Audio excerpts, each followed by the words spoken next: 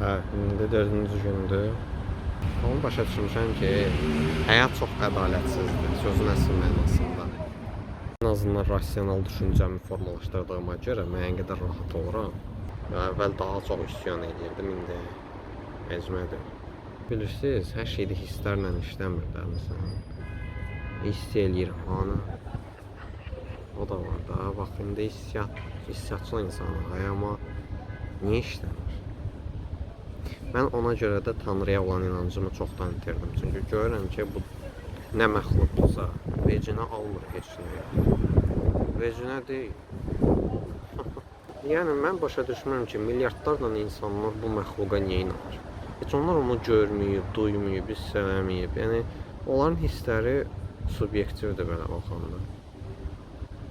Yəni, sən heç onun üzünü görməmsən, heç sübutu ortada yoxdur, sən həyata inanırsan. Yəni, onu mən qanmıram ki, yəni, nə olan bir şeydir belə. Yəni,